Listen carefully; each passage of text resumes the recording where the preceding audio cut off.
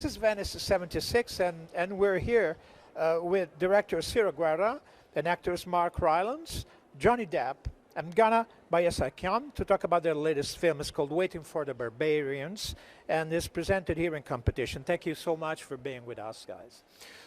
Ciro, the first question would be to you, and this film is based on a novel by Nobel Prize John Coetzee.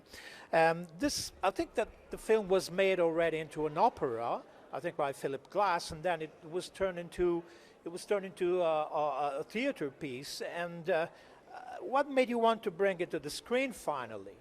What was the reason that brought you to this book in particular? Yes, I was very lucky to have been offered to do this project, and when I read the novel and the script, I was very moved by this story that I felt was connected to themes of mankind forever, but also speaking about today and the future generations. So just to be able to have for me it was just a privilege. It was connected to all the themes that I've always wanted to talk about through cinema. And it really, I found it moving on a personal level and brave on a political level. So yeah, to have a story with all those elements, it's just a privilege and a gift. Yeah, Mark, you play a peaceful magistrate of a border region, and he suddenly has to deal with a brutal colonel, and you embark on a moral journey, which becomes also a physical journey.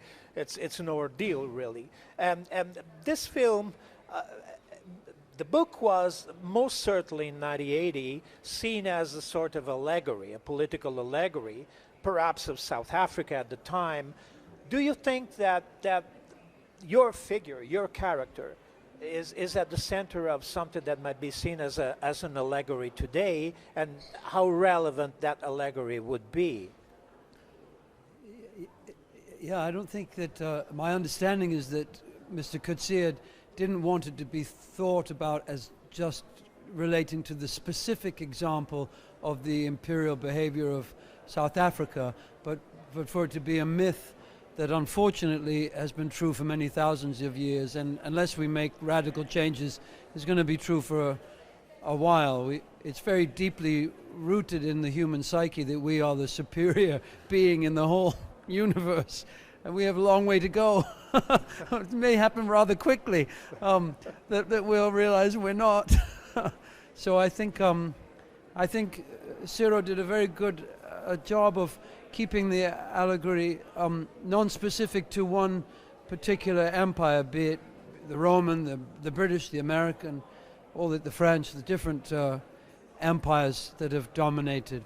Those are large ones, and then there are our own personal empires in our own lives where we dominate whoever or whatever we consider to be the barbarian, the beings that are outside the circle of what we consider to be non-barbarian. And so it works as a myth on very many levels, from a macrocosm to a microcosm. But I think and then the fact that also Ghana was able to come in and bring the Mongolian culture in and mix that with the locations helped to make, and Ciro brought the Colombian attitude, and so it helped to make it non-specific, and hopefully it will connect with many people in many different cultures. Absolutely. Ghana, your character in a certain sense can be seen as the bridge between the magistrate's initial naivete in a certain sense and is coming to realize the truth of political manipulation and the truth of torture and the truth of propaganda, if you will. So yours is a physical work. It has required a physical work for you in this role. How did you approach it? Physically? Well, yeah, definitely, physically. To understand the character of Folly. So obviously she's partially blind and cannot walk without stick. So I, in a way, explored the character from physical point in understanding of the emotional state of the character as well, to understand what affected, like all this struggle actually, how it kind of shaped her like the girl before the torture and girl after. But there was an interesting thing I found was her soul was unbreakable, and she doesn't see herself less because she was tortured, cannot walk or cannot see. But something to do with the spirit, I think, to have that, and the warrior spirit that kind of kept her going until the end, I think. Yeah. Yeah. And Johnny, you play Colonel Joel. You are the instigator of the political evil in this tale, in a certain sense, and you turn in an incredible streamlined performance of evil. The performances in this film are incredible. The photography is incredible. I mean, it's a very, very, very good film. What attracted you to this project, and what do you think is relevant today as it was in 1980, I suppose, right? I mean, I think it is this film and the message of the film, the overall message, the very seed of the film, I think is still very prominent, very prevalent, relevant today. Still, just looking around the world, you know, just watch the news. Yeah, no, I think that we still live in a world where people consider themselves, some people consider themselves above all else because they have all the toys and they have all the money and they have all the power and all that. But it's sort of like Ghana said, she's broken to the point of near death, but there's some spirit that keeps fighting, you know, to stay alive. Which is what we all do.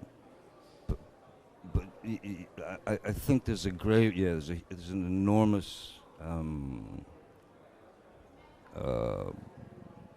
gap between who's really running the ranch, you know, who's really driving the vehicle, and then those who are just walking next to the vehicle, waiting for it to run out of gas because they get to push it with all the important people inside. Do you know what I mean? Yeah, absolutely. So people are still looked at as